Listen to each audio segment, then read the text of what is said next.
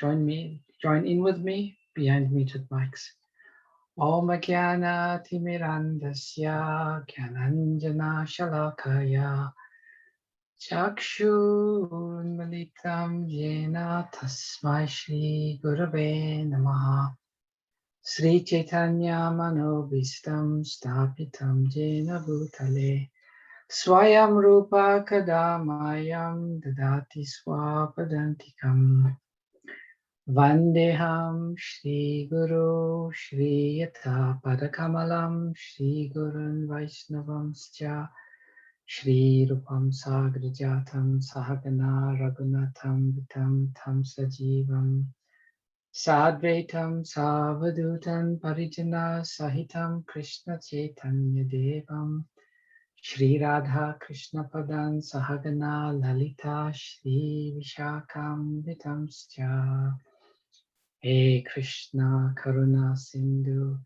Dinabandhu Jagatpate Gopesha Gopika Kanta Radha Kanta Namastute Tapta Kanchana Gaurangi Radhe Vrindavaneshwari Rishabhanu Suti Devi Pranamami Hari Priye Panchakalpa Tarubhyascha Kripa Sindhu Vacha Patitanam Pavanebhyo Vaishnavebhyo Namo Namaha Jai Shri Krishna Chaitanya Prabhu Nityananda Shri Advaita Gadadara Shri Vashari Gaura Bhakta Vrinda Hare Krishna Krishna Krishna Hare Hare Hare Rama Rama Rama Hare Hare Namam Vishnupadaya Krishna Prashtaya Bhutale Srimate Bhaktivedanta Swaminiti Namine Namaste Saraswati Deve Gauravani Pracharine Nirvishesha Shunyavadi Paschatya Deshatarine Srila Prabhupada Ki Jai. So we are now in the section of the Bhagavad Gita where the Lord has been explaining the qualities of Sthita Pragya, one who is fixed in transcendence. One of the important qualities required to be fixed in transcendence is to be able to control the senses. Previously, the Lord had given some beautiful verses and explained what is the secret to controlling the senses. Can anyone remember the verse or the particular line that Lord Krishna has declared as the secret to controlling the senses? Anyone remembers? Okay. So most people, they think the secret to controlling the senses is to restrain the senses, to tame the senses. In the previous verse, the Lord has given us an indication of how powerful the senses are and how it can drag. And Krishna says, in the previous verse, what does he say? While contemplating the object of the senses, one develops attachment for them. So it's very, very easy for the senses to become attached. It's almost like a radar. Sometimes you see these radars, they are going to and fro and to and fro, and suddenly the radar will fix on an object and it will focus on that object. Our senses like that. We have the senses, the many senses, and we have the object of the senses. And Krishna says, while contemplating the object of the senses, one develops attachment from them. From attachment, lust arises. And in this verse, Krishna is going to explain what happens beyond lust. Now, coming back to the question I asked, what is the secret to controlling the senses? The Lord gives that secret in text number 59, where he says, Param Drishva Nivartate. To experience the higher taste. When one experiences the higher taste, then the lower taste becomes insignificant. And what is that higher taste? The higher taste is the experience of engaging the senses in the service of the Lord. So we'll continue with that theme in this verse. And Srila Prabhupada gives a beautiful purport which we shall read. Krodhad bhavati samohaha samohat smriti vibramaha smriti brahmasad buddhi nasho buddhi nashat pranashyati. Word for word synonyms. Krodhat, from anger. Bhavati, takes place. Sammoha, perfect illusion. Samohat, from illusion. Smriti, of memory. Vibramaha, bewilderment. Smriti, brimams, how is pronounced? Priramsmat, sat, after bewilderment of memory. Buddhi nasaha, loss of intelligence. Buddhi nasat, and from loss of intelligence, pranashyati, one falls down. Translation. From anger, so just remember, previously Krishna said from lust. So from lust, anger arose. And from anger, complete delusion arises. And from delusion, bewilderment of memory. When memory is bewildered, intelligence is lost. And when intelligence is lost, one falls down again into the material pool. Purport by Srila Prabhupada. Rupa Goswami has given us this direction. Panchikataya bhujya hari sambandhi vastunaha mumukshubhi pratityago vairagyam falgu katyate. Bhakti Rasamrita Sindhu 1-2-258. By development of Krishna consciousness, one can know that everything has its use in the service of the Lord. Those who are without knowledge of Krishna consciousness artificially try to avoid material objects. And as a result, although they desire liberation from material bondage, they do not attain to the perfect stage of renunciation. Their so-called renunciation is called falgu, or less important. On the other hand, a person in Krishna consciousness knows how to use everything in the service of the Lord. Therefore, he does not become a victim of material consciousness. For example, for an impersonalist, the Lord or the Absolute being impersonal cannot eat.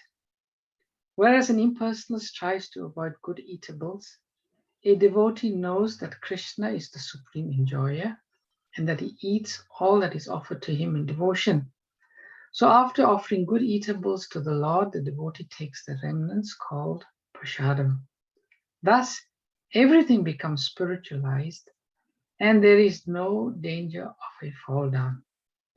The devotee takes prasadam in Krishna consciousness, whereas the non-devotee rejects it as material. The impersonalist therefore cannot enjoy life due to his artificial renunciation. And for this reason, a slight agitation of the mind pulls him down again into the pool of material existence.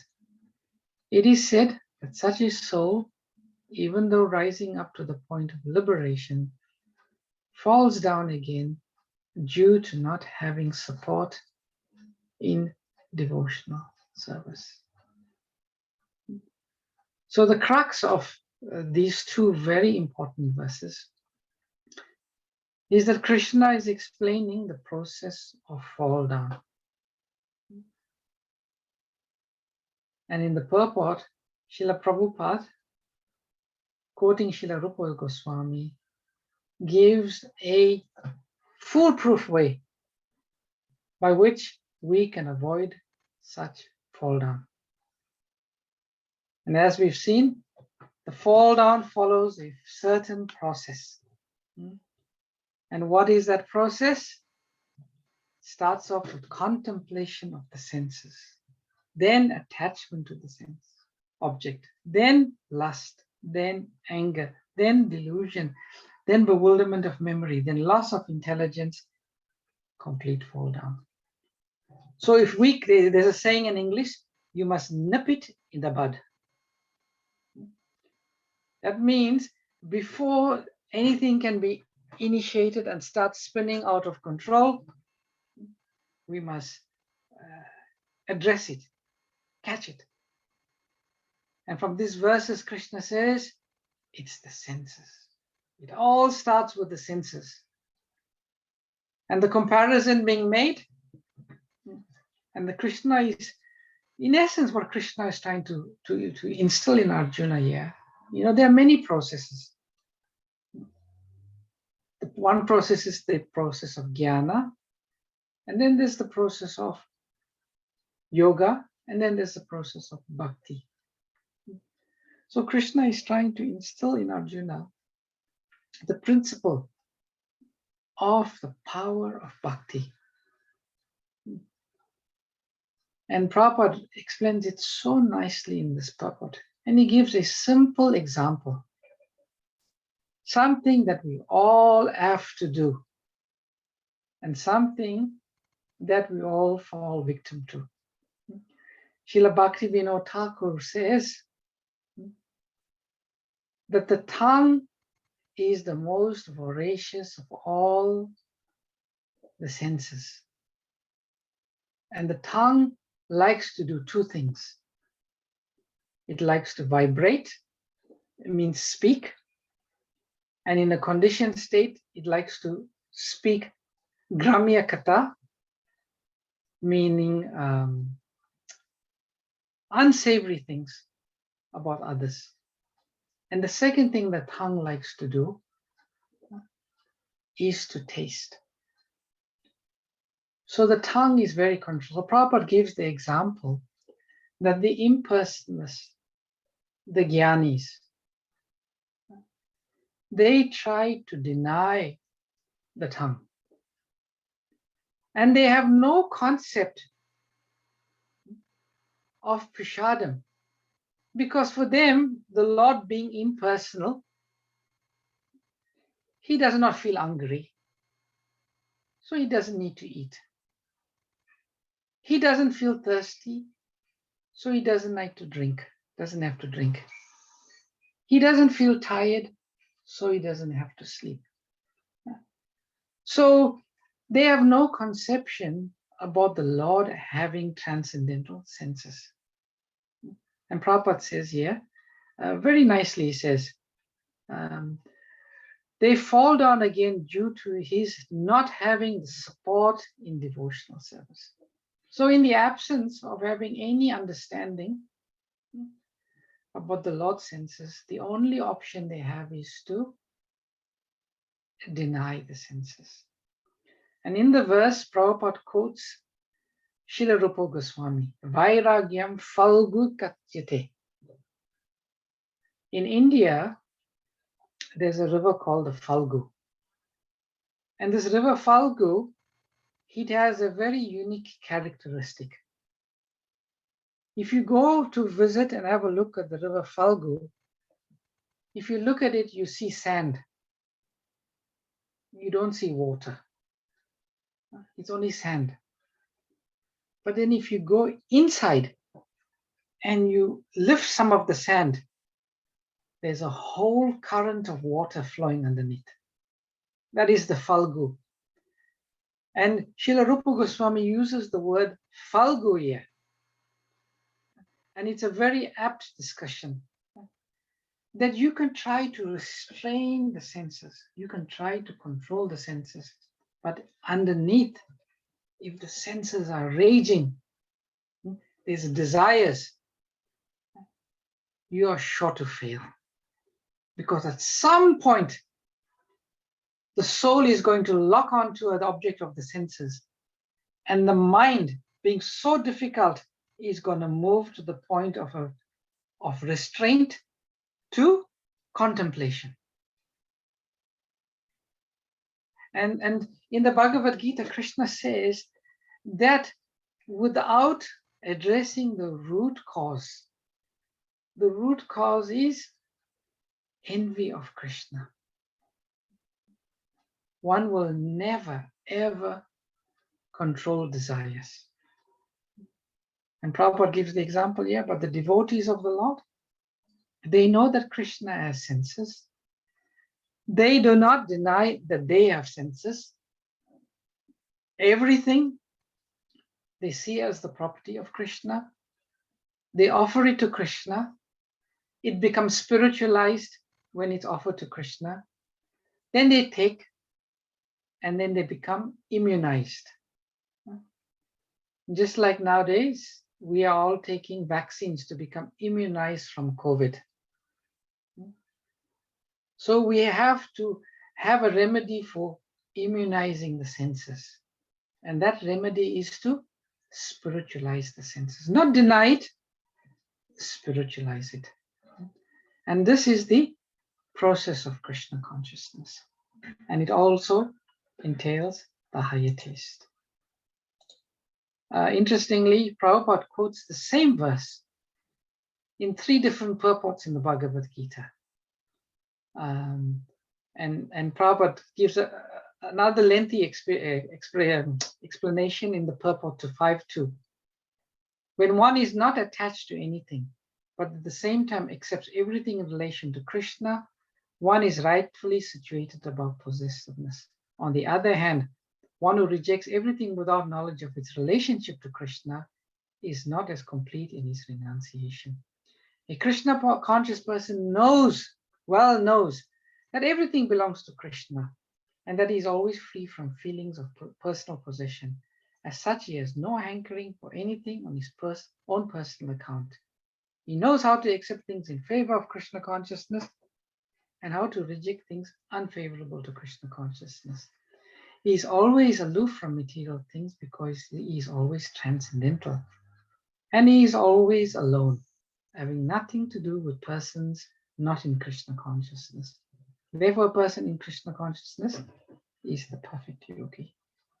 So, dear devotees, in summary, this is the way to control the senses. While we are still young in Krishna consciousness, we're not so trained up to engage everything in Krishna service. We must not allow our senses to move from the point of connecting to contemplation.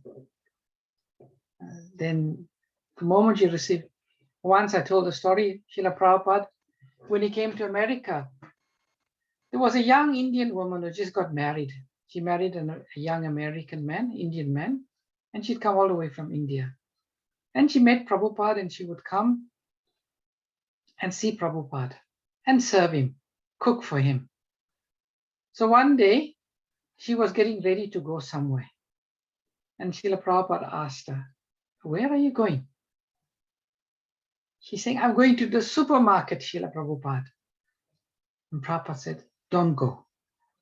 Don't go." And she asked, "Why?" Prabhupada says, the moment you go there, there's so many things to attract your senses. And when they become attract, you'll contemplate, and then from there you'll want it, and then you'll find yourself all entangled. Prabhupada says, don't go. So I'll stop here for today. We just allow ourselves a few minutes to speak about Lord Balaram. But before we do that, I may just pick up a bit more on this verse tomorrow. Has anyone got any questions or comments on what has been said about this verse?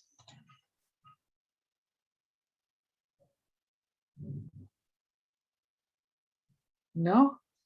Everyone is furiously agreeing. Oh, sorry. See slides in presentation mode. Yes. It's a bit late now. Okay. So let's talk about Lord Balaram, and I'll switch to another slides a bit later. So in the Krishna book, chapter 2, Srila Prabhupada writes, one cannot attain the supreme platform of spiritual realization without being sufficiently favored by Balaram. One must have the spiritual strength which is infused by Balaram. Balaram is the source of spiritual power or the original spiritual master. Therefore, Nityananda Prabhu, who is also the incarnation of Balaram, is the original spiritual master. So this is very profound what Srila Prabhupada writes, which is very relevant to us. We all know that Maya is very powerful. And it's very easy to succumb to the influence of Maya. We've been succumbing for millions of life. And that's why we find ourselves where we are today. That's how powerful Maya is. In one verse in the Bhagavatam, Lord Kapila, Lord Kapila's mother Devahuti tells her that it seems very difficult, almost impossible to separate the jiva from material nature because they've been associated for such a long time. So to come out of Maya requires great spiritual strength. And how do we get that spiritual strength? Who is the source of spiritual strength? It is the spiritual master, the Guru. Srila Prabhupada's spiritual master, Srila Bhakti Siddhanta Saraswati Thakur, in one article he writes, he says, the jiva is so small. By its own efforts, it is not possible for the jiva to come out of the influence of Maya. It's just not possible for the tiny, insignificant jiva. But by taking shelter of a spiritual master, that jiva receives the power. Guru means heavy. Guru is heavy with knowledge. The jiva can come out of that. So Lord Balaram is the original spiritual master. He's the most powerful of the powerful. So we need the strength of Lord Balaram. And this Lord Balaram, he's the foremost manifestation of Krishna. And this is Srimad Bhagavatam. Is Sankarsana, who is known as Ananta. He is the original of all incarnations within the material world. Previous to the appearance of Lord Krishna, this original Sankarsana will appear as Baladev, just to please Lord Krishna in his transcendental pastimes. And Srila Prabhupada writes that Lord Balaram is the servitor Godhead. Lord Balaram and Krishna are completely identical in all respects. Lord Balaram can be claimed to be equal Supreme Personality of Godhead. But there's two differences between Lord Balaram and Krishna, which we spoke about in the past, and that is the mood. Krishna is in the mood of being the Supreme Personality of Godhead, and Lord Balaram Prabhupada says, is the supreme servitor Godhead, because his mood is to serve. And actually his mood is so powerful to want to serve Krishna that he wants to serve Krishna in all rasas. The first rasa is the rasa of dasya ras, servitorship. And we know that Lord Balaram expands himself in all types of paraphernalia just to serve Krishna. He expands as Krishna's bed, as Krishna's dhoti, as Krishna's pillow, as Krishna's shoes. He expands himself in all ways, Krishna's bangles, just to serve Krishna. So he serves Krishna in Dasya Ras. Then he also serves Krishna in Sakhya Ras as friend. You can see whenever there's a photograph of Krishna playing with his friends, Lord Balaram is always there. And this is one of the predominant rasas, that Lord Balaram and Krishna are the closest of friends. Then that's Sakhya Ras. Then Lord Balaram, as the elder brother, he also has feelings of Vatsalya Ras. And the feelings of Vatsalya Ras is to always care for, to look after,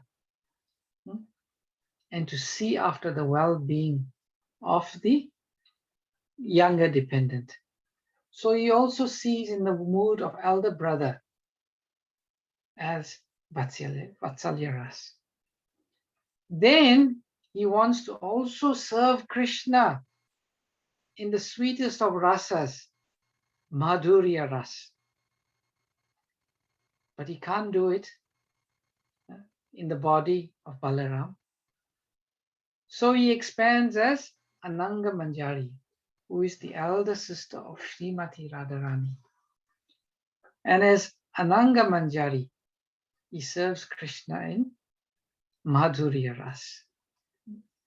So this is Lord Balaram. He is servant to Godhead. He is in the mood of servant. And he is the first expansion of Krishna, and everything else comes from him. In the 10th canto, 8th chapter, 12th verse, Garga Muni says, Garga Muni is the priest of the family of Krishna and Balaram. Garga Muni said, this child, the son of Rohini, will give all happiness to his relatives and friends by his transcendental qualities.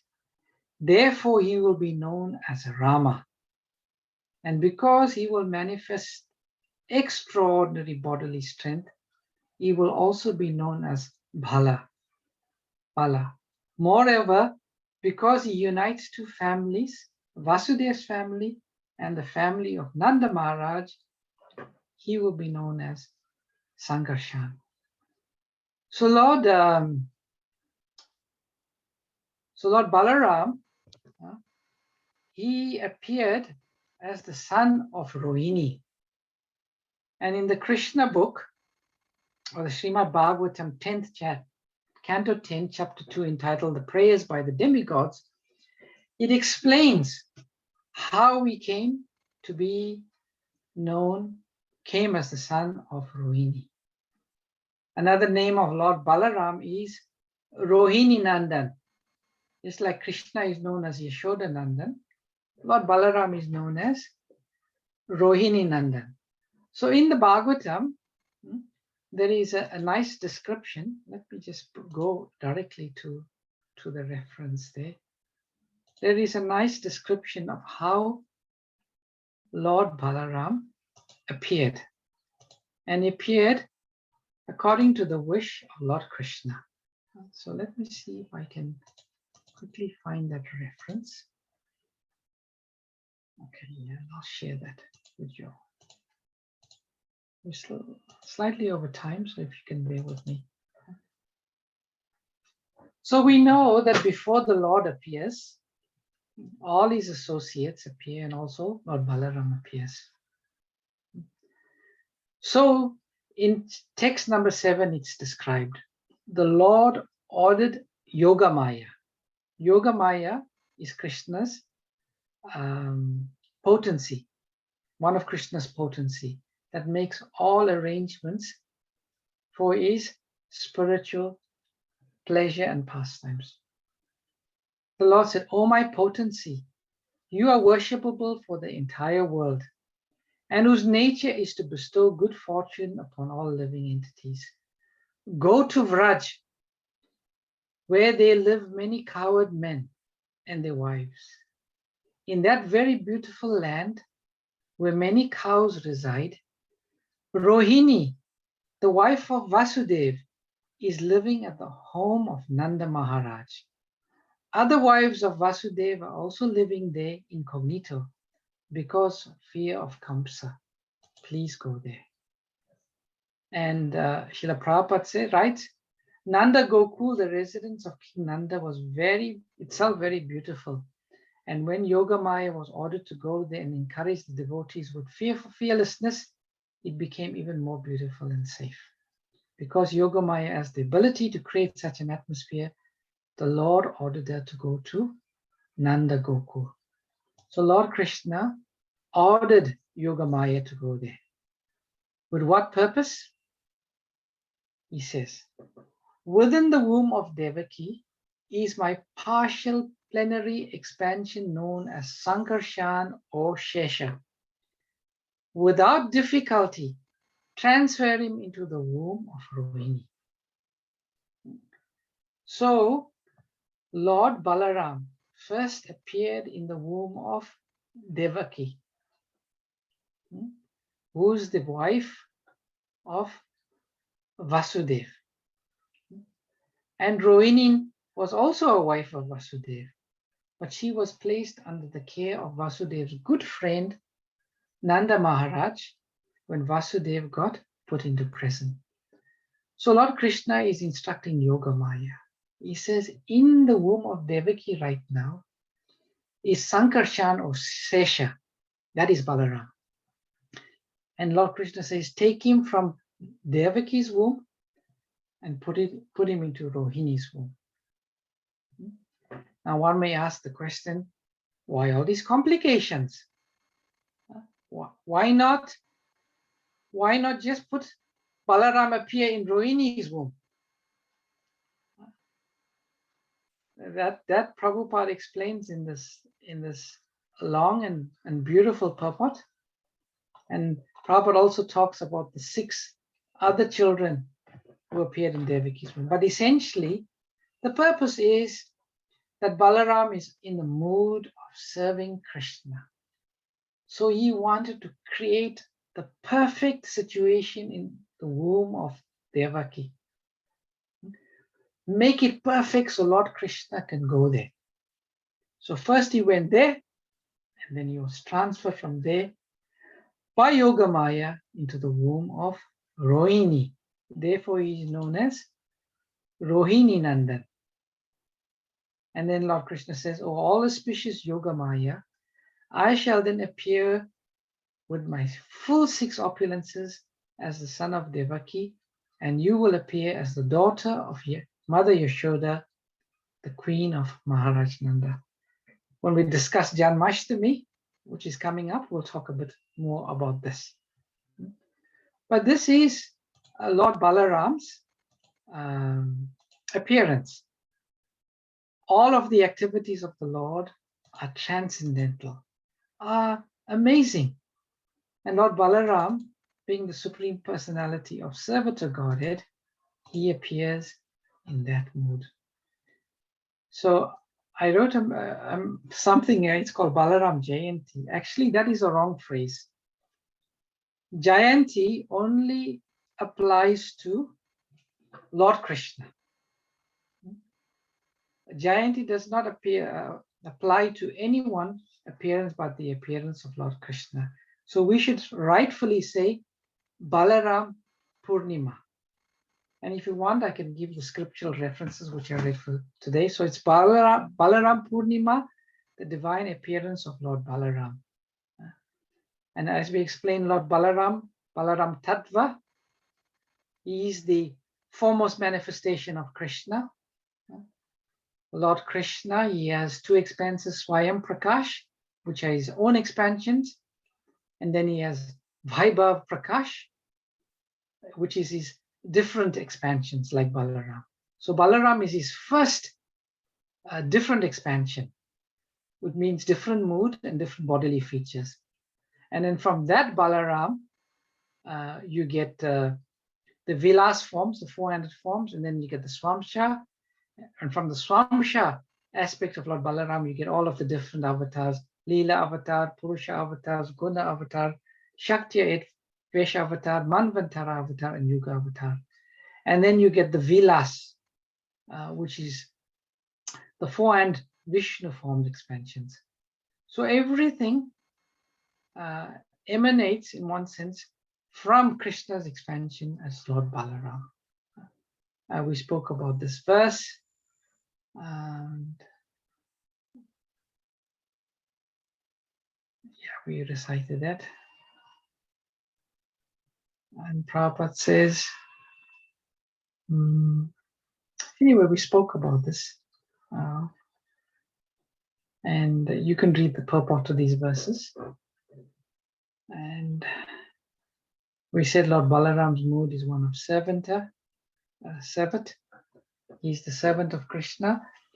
And that's very nicely explained in the Chaitanya Charitamrita. You can read Adi Leela, chapter 5, where it's explained that mood in more detail. Even Balaram considers himself to be the servant of Lord Krishna.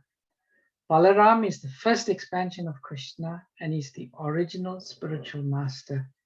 And he too has the sentiment that he is a servant of Krishna. Once Srila Prabhupada was asked, what is the duty of the spiritual master? And Prabhupada says the duty of the spiritual master is to serve Krishna. And then Prabhupada added, and the duty of the disciple is to assist the spiritual master in serving Krishna. So that is who the spiritual master is, servant of Krishna, confidential. And Lord Balaram is the original. He is the original servant of Krishna. And therefore, he is known as original Guru. In fact, every conscious being is imbued with the sentiment of being servant of Krishna. Balaram and all of Krishna's expansions, Vasudeva, Sankarshan, Pradyumna, Aniruddha, Karanadakshayi Vishnu, Karanadakshayi Vishnu, Gabodakshayi Vishnu, Shirodakshayi Vishnu, all have the sentiments of being servants of Krishna. Lord Krishna alone is the supreme controller, and all others are his servants. They dance as he makes them do so. Balaram considers himself his servant and knows Krishna to be his master. Thus, he regards himself as a fragment of his plenary portion, although he is equal to Krishna. And in the Srimad Bhagavatam, there are the beautiful pastimes of Lord Balaram killing Vivida the gorilla, and here he's killing, is it Trinavarta? I forgot now this demon's name, the one with the red hair. And Romahashana, he killed him because he was being arrogant, not standing up from the Vyasa-san when Lord Balaram, the original spiritual master, came. And then he experienced the pastimes of Lord Balaram with Jamuna Devi, where he threatened to empty Jamuna with his plow. And then he killed Dhenakasura. And then he enjoyed the rasa dance with his own gopis. And in the Srimad Bhagavatam, Lord Krishna himself glorifies Lord Balaram. And Lord Krishna said to Balaram, "O original personality, these bees must all be great sages and most elevated devotees of yours, for they are worshipping you by following you along the path and chanting your glories, which are themselves a holy place for the entire world. Though you have disguised yourself within this forest, O sinless one, they refuse to abandon you, the worshipable Lord." The purport. The word Gudam is significant in this verse. It indicates that although the Supreme Personality of Godhead in his form of Krishna or Balaram appears like an ordinary human being within the material world, great sages always recognize the Lord as the supreme, absolute truth. All the transcendental forms of Godhead are eternal and full of bliss and knowledge, exactly the opposite of our material bodies, which are temporary and full of miseries. And this is a picture of Krishna and Balaram dancing.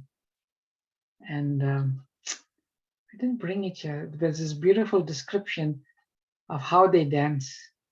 And maybe sometime I will read it to you, but I want to stop here because we have another session just after this. Any questions or comments or additions, realizations anyone had today about the mercy of Lord Balaram, about the power of Lord Balaram?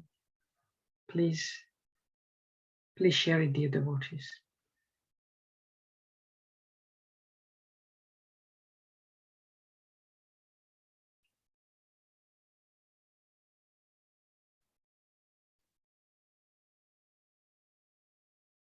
Hare Krishna Prabhu, Dandavat Pranam. Hare Krishna Chandra Chaitanya Prabhu, Dandavat Pranam. Thank you for a wonderful session on the wonderful appearance of Lord Balaram. In fact, I wouldn't be in Krishna consciousness unless he had come as Nityananda Prabhu and then sent Prabhupada to somehow touch our lives. The first time I heard of Prabhupada is when he passed away. I was in Africa and he had passed away. I heard it on BBC radio. But I still remember that day. And somehow Prabhupada mercy has somehow come to me. So it's because of Balaram that this has happened. And this is happening throughout the world. And I think it's also happening in the universe, though we are not privy to what is happening elsewhere. But I, for myself and my family, I can say it's Lord Balaram's mercy. Thank you, wonderful. Wonderful. Thank you for sharing that. Hare Krishna Prabhu. Hare Would you be able to just give us a little bit of a glimpse of your day today, please? Oh, yes. Got up in the morning, chanted. I made a poster for Raksha Bandhan and people giving the gift. Then I chanted a bit more, made an offering to the Lord Balaram. I went to the temples, served at the Bhagavatam table, spoke to many people. Came home, we had some people we are trying to cultivate in Krishna consciousness came to visit us, so we spoke to them.